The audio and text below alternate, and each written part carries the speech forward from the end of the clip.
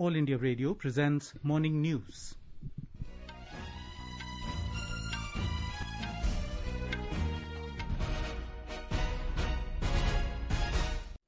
Good morning.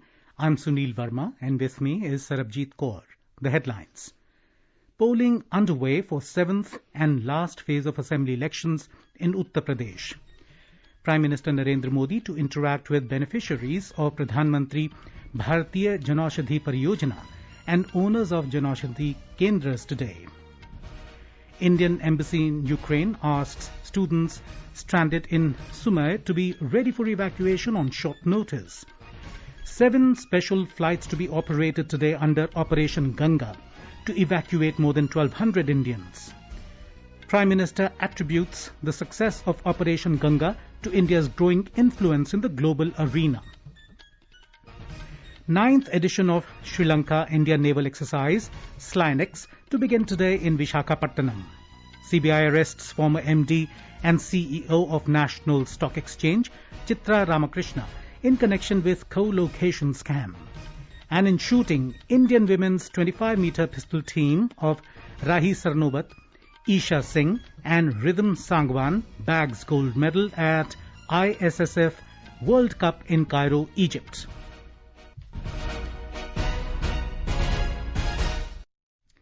With the new Omicron variant of coronavirus causing concern, we appeal to our listeners to be vigilant and to get fully vaccinated and also help others, including children between 15 and 18 years, to get vaccinated. Please continue to follow these 3 simple steps to stay safe. Wear a face mask, maintain 2 gaz ki duri for social distancing, and focus on hand and face hygiene.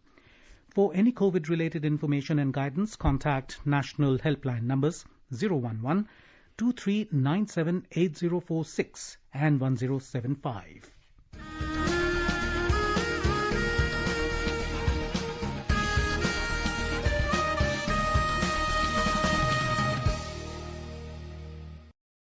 As our nation celebrates the 75th year of independence, a series of events is being organized by the government as a part of Azadi Ka Amrit Mahotsav.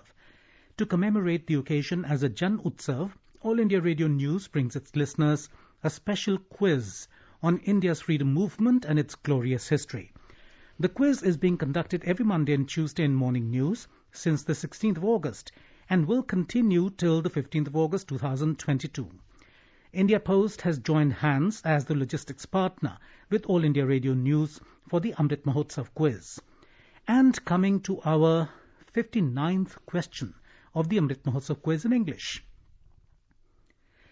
Name the freedom fighter who founded Bharatiya Vidya Bhavan, an educational trust in 1938.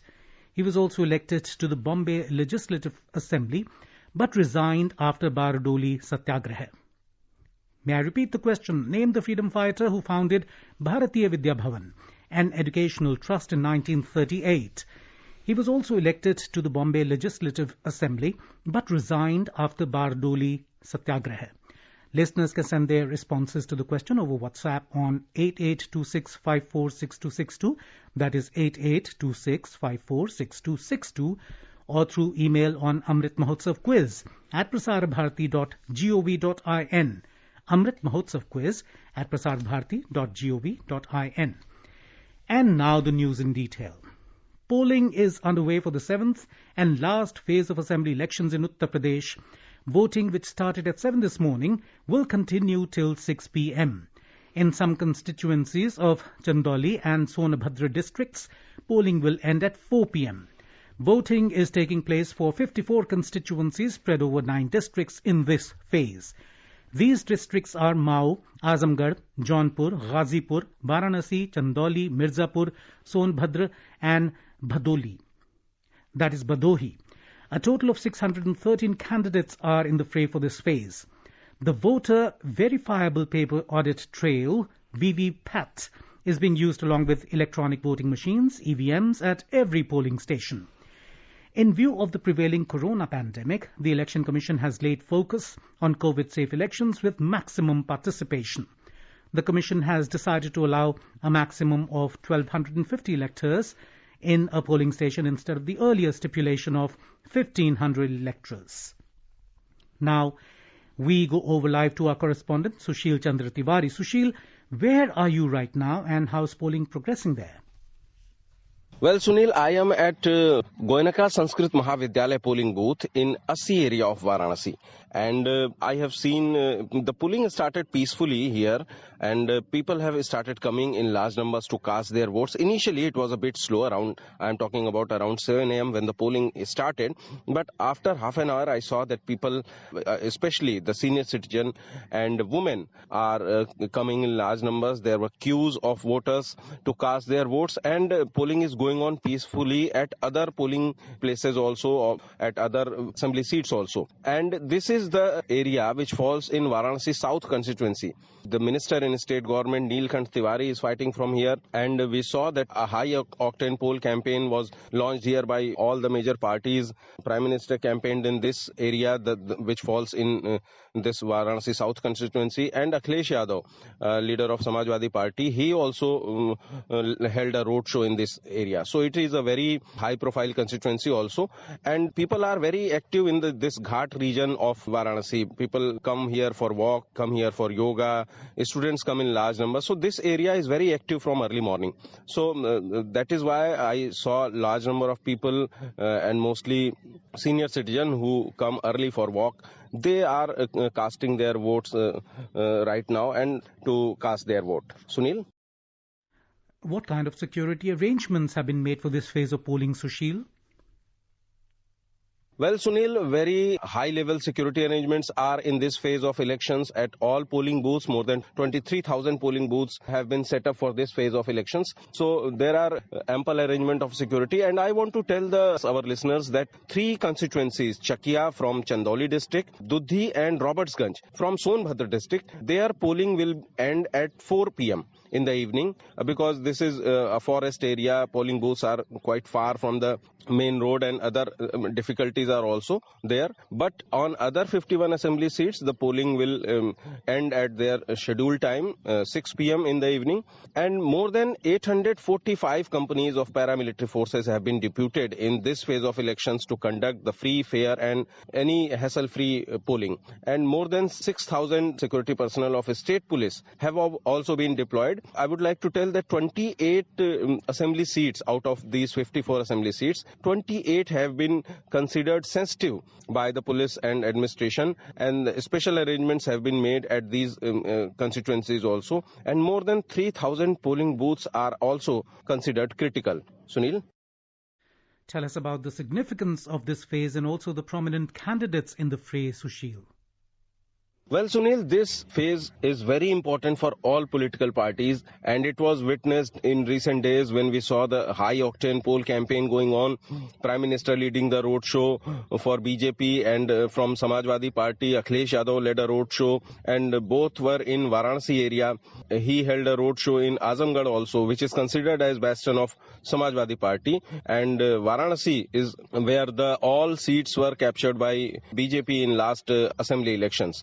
So these are very important seats, and if we talk about the bigwigs, then the BSP's state president Bhim Rajbhar, he is contesting from Mau Sadar seat, from where Ashok Kumar Singh is from BJP, and Abbas Ansari, the son of Mukhtar Ansari, he is contesting from that seat.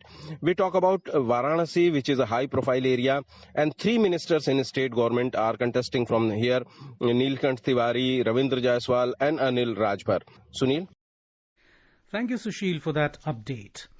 Prime Minister Narendra Modi has said that today is the last phase of Festival of Democracy in Uttar Pradesh. In a tweet, Mr. Modi has urged all the voters to participate in the 7th and last phase of the assembly elections with full enthusiasm and create a new record of voting. Prime Minister Narendra Modi will interact with the beneficiaries of Pradhan Mantri Bharatiya Jan Aushadhi Pariyojana and the owners of Jan Aushadhi Kendras on the occasion of Jan Aushadhi Divas today via video conferencing. The interaction will be followed by the address of the Prime Minister on the occasion. The theme of the event is Jan Aushadhi Jan Upyogi. Jan Aushadhi Divas is celebrated every year on 7th March with a view to propagate achievements of the scheme and create awareness about its benefits. Interacting with the beneficiaries last year, Mr. Modi had highlighted the benefits of the scheme.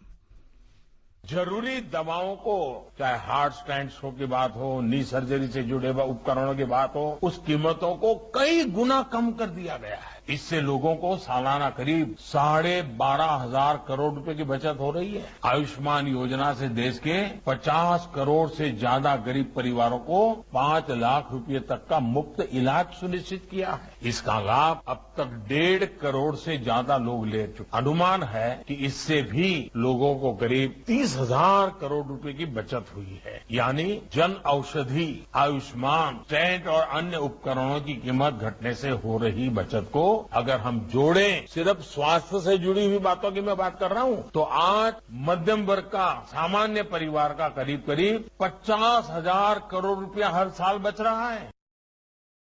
Jan Aushadhi Week is also being celebrated across the country from 1st March to generate awareness about the usage of generic medicines and benefits of Jan Aushadhi Pariyojana.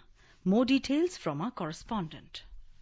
प्रधानमंत्री भारतीय जन औषधि परियोजना is a novel initiative of the government which is making an impact on masses in its endeavor to provide quality medicines at an affordable price. In line with the Prime Minister's vision to make medicines affordable and accessible to the citizens, there are now more than 8,600 Jan Aushadhi stores operational across the country. Under the scheme, all 739 districts of the country have been covered. The government has set a target to increase the number of Jan Aushadhi Kendras to 10,500 by the end of March 2025. Product basket of the scheme comprises of 1,451 drugs and 240 surgical instruments. Besides new medicines and nutraceutical products like protein powder, immunity bar, sanitizer, masks, glucometer and oximeter have also been launched. Anand Kumar, AIR News, Delhi. Indian Embassy in Ukraine has asked students stuck in the Sumy region to be on standby. Indian nationals have been advised to be ready to leave on short notice.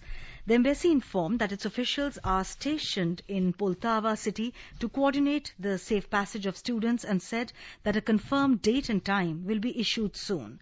The embassy has also urged Indian nationals in Ukraine to fill in their details in the attached Google form. Ambassador of India to Ukraine, Partha Satpathy, said that the embassy will leave no stone unturned to guarantee the safe evacuation of students. External Affairs Minister S. Jaishankar has said that 7 special flights will operate today under Operation Ganga to evacuate more than 1,200 Indians. These flights will be operated from Budapest, Suceava and Bucharest. Over 2,000 Indian citizens were brought back yesterday by 11 special flights from Ukraine's neighboring countries. With this, more than 15,900 Indians have been brought back since the launch of Operation Ganga on 22nd of February. Another batch of Indian students were evacuated via Budapest yesterday amid chants of "How's the Josh" and "Bharat Mata Ki Jai."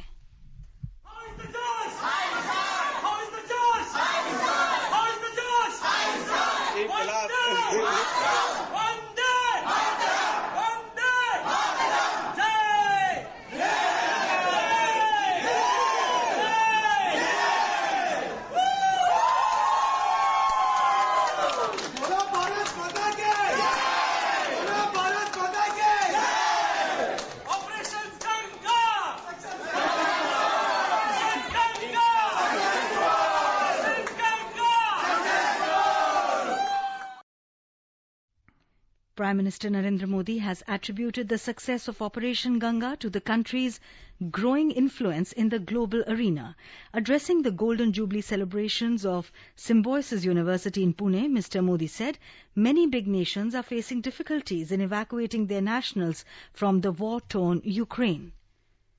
Ukraine संकट के समय भी देख रहे हैं कि कैसे operation Ganga चलाकर भारत अपने नागरिकों को युद्ध क्षेत्र से सुरक्षित बाहर निकाल रहा है। दुनिया के बड़े बड़े देशों को ऐसा करने में कई मुसीबतें झेलनी पड़ रही हैं, लेकिन ये भारत का बढ़ता हुआ प्रभाव है कि हम हजारों छात्रों को वहां से अपने वतन वापस ला चुके हैं।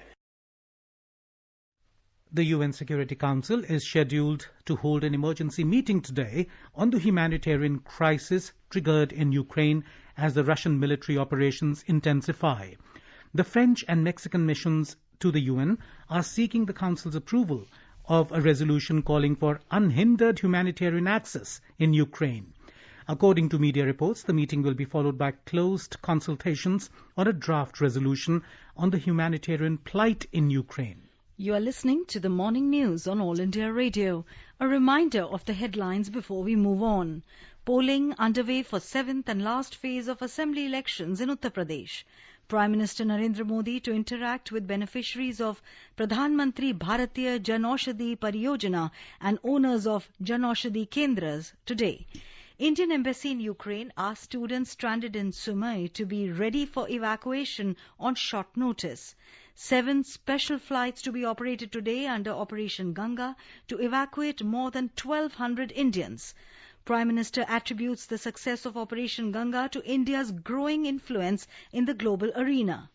9th edition of Sri Lanka-India Naval Exercise SLINEX to begin today in Visakhapatnam. CBI arrests former MD and CEO of National Stock Exchange Chitra Ramakrishna in connection with co-location scam and in shooting. Indian women's 25 meters pistol team of Rahi Sarnobat, Isha Singh and Rhythm Sangwan bags gold medal at ISSF World Cup in Cairo, Egypt. For quick news updates round the clock, follow us on our Twitter handle at AIR News Alerts. अपने business को बढ़ाने के लिए लीजिए आकाशवाणी का सहयोग और दीजिए उसे बुलंदियों के पंख। आपका बिजनेस लोकल है या राष्ट्रीय, आकाशवाणी देती है उपभोक्ताओं तक पहुंचने का हर विकल्प। और अब तो आप घर, दफ्तर या दुकान पर बैठे बैठे कर सकते हैं आकाशवाणी के किसी भी केंद्र के लिए विज्ञापनों की बुकिंग। आकाशवाणी के विभिन्न चैनलों पर विज्ञापन देना सुलभ और सस्ता। बुकिंग है तो संपर्क करें 8700014242 पर। 8700014242। The 9th edition of Sri Lanka-India Naval Exercise SLINEX will begin today in Visakhapatnam. The exercise will be conducted in 2 phases. The harbour phase at Visakhapatnam on March the 7th and 8th, followed by the sea phase on March 9th and 10th in the Bay of Bengal. Sri Lankan Navy will be represented by SLNS Sayurala, an advanced offshore patrol vessel, and the Indian Navy by INS Kirch, a guided missile corvette. Other participants from the Indian Navy include INS Jyoti, a fleet support tanker, advanced light helicopter ALH, Sea King and Chetak helicopters, and Dornier maritime patrol aircraft. Central Bureau of Investigation (CBI) has arrested the former Managing Director and Chief Executive Officer of National Stock Exchange (NSE), Chitra Ramakrishna in Delhi, in connection with the co-location scam. Yesterday, CBI had called her for questioning and she was arrested later. She will be produced before a court today. A Delhi court had on Saturday refused to grant anticipatory bail to Ramakrishna. Securities and Exchange Board SEBI has slapped a penalty of 3 crore rupees on Chitra Ramakrishna in the co-location case. And now let's listen to our special program, Azadi Ka Safar, highlighting the importance of the day during the freedom struggle. आजादी का Amrit Mahotsav.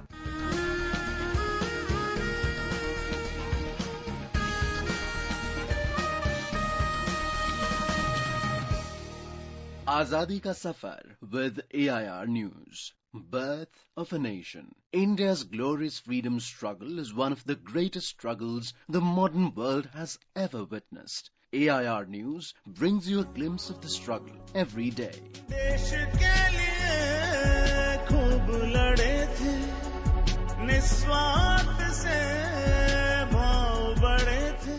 In today's episode, we remember freedom fighter and first Chief Minister of Uttar Pradesh, Bharat Ratna Govind Ballabh Pant, who died on 7th March 1961. Alongside Mahatma Gandhi, Jawaharlal Nehru and Vallabhbhai Patel, Pant was a key figure in the movement for India's independence and later a pivotal figure in the Indian government. Pant was born on the 10th of September 1887 in Shahi Devi Hills in Almora, now in Uttarakhand. He was brought up by his grandfather, Badri Dutt Joshi, who played a significant part in molding his political views.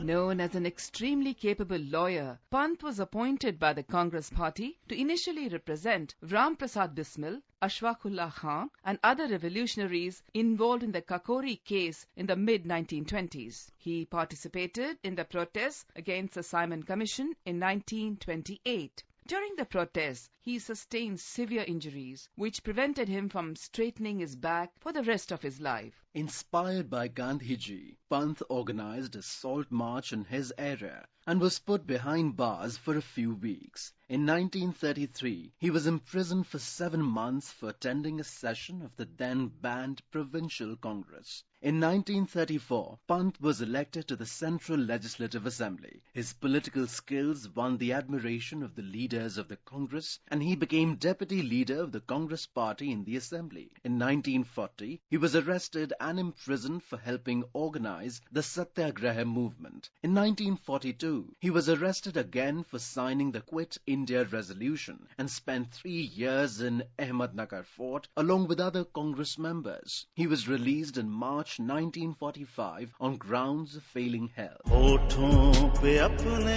मुस्कान तैरती, आँखों में झलकती है नमी.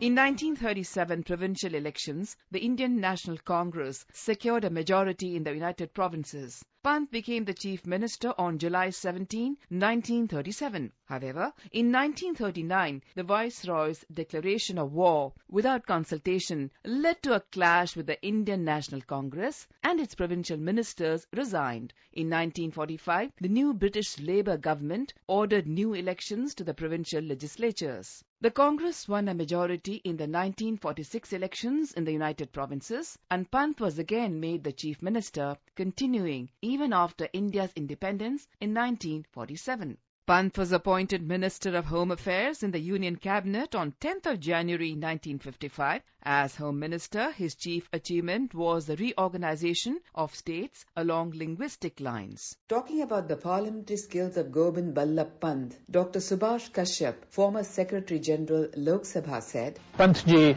was one of the greatest parliamentarians we ever had in this country. In fact, I believe he would rank among the very best in the world. Pant received the country's highest civilian honour, the Bharat Ratna, in 1957. We salute the great freedom fighter.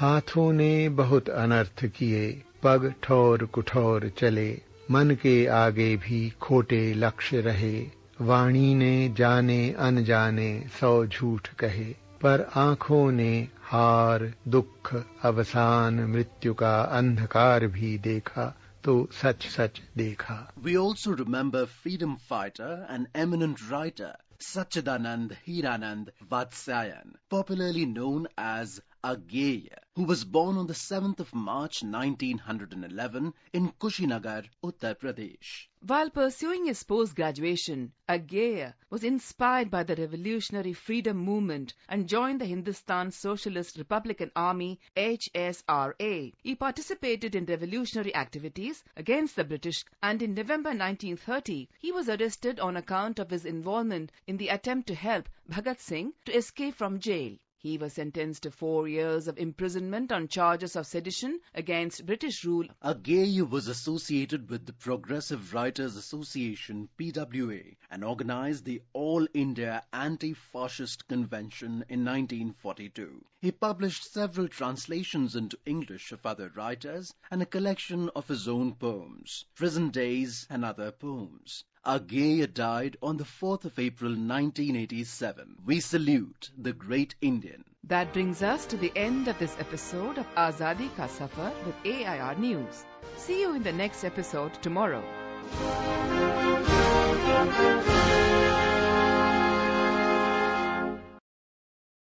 Labour Ministry is organising several initiatives and events for its iconic week, which will be celebrated from today. In a tweet, Labour and Employment Minister Bhupendra Yadav said that it will help build a movement that will further accelerate Prime Minister Narendra Modi's vision of India 2.0 and Atmanirbhar Bharat. The ministry has planned multiple initiatives to uphold the spirit of a progressive India this week.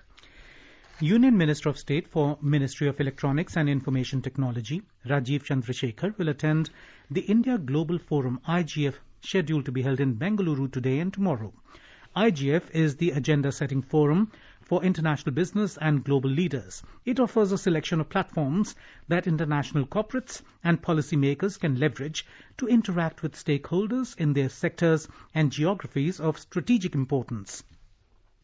This is the first ever edition of IGF at Bengaluru.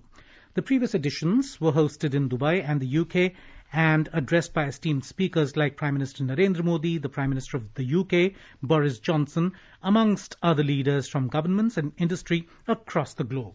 Indian women's 25 meters pistol team of Rahi Sarnobat, Isha Singh and Rhythm Sangwan won the gold medal by beating Singapore 17-13 in the ongoing International Shooting Sport Federation ISSF World Cup in Cairo, Egypt yesterday. It is the fifth medal for India in the tournament. And now let us take a look at the weather forecast for today. Srinagar will have rain or snow. Temperature will hover between 6 and 10 degrees Celsius. Both Jammu and Leh will have generally cloudy sky. Jammu might have light rain as well. Gilgit will also have generally cloudy sky. Muzaffarabad will have thunderstorm with rain. The national capital Delhi is likely to have partly cloudy sky. The temperature will vary between 14 and 29 degrees Celsius. Mumbai will have mainly clear sky becoming partly cloudy towards the evening or night. The minimum temperature was 23 degrees Celsius while the maximum is expected to be around 37 degrees. Chennai is likely to have generally cloudy sky with light rain. The temperature will vary between 24 and 31 degrees Celsius. Kolkata will have mainly clear sky. The minimum temperature was 21 and the maximum is expected to be around 33. Bengaluru will have mist. The minimum temperature was 18 degrees and maximum will be around 31. Kohima also will have a mainly clear sky. And now an overview of today's newspapers. Russia-Ukraine war continues to be the top story in most dailies. Ask Russia to stop. Ukraine Foreign Minister urges India, reports the Hindustan Times. The Pioneer quotes Putin as saying, military operation in Ukraine will only stop if our demands are met. Ray of hope for 700 students in Sumai, Operation Ganga in last leg. Writes the Times of India, officials hope to get them out via western border, writes the Indian Express. A first in 657 days, India's new COVID-19 cases fall under 5,000, reports the Hindustan Times. India Inc. busy with back-to-office drill with a sharp decline in the rate of COVID-19 infections, writes the Business Standard. Many firms are still offering remote and flexi-work option, writes the paper. CBI arrests former NSE MD Chitra Ramakrishna, headlines The Hindu. And finally, Indian women crush Pakistan in Cricket World Cup, writes the Tribune.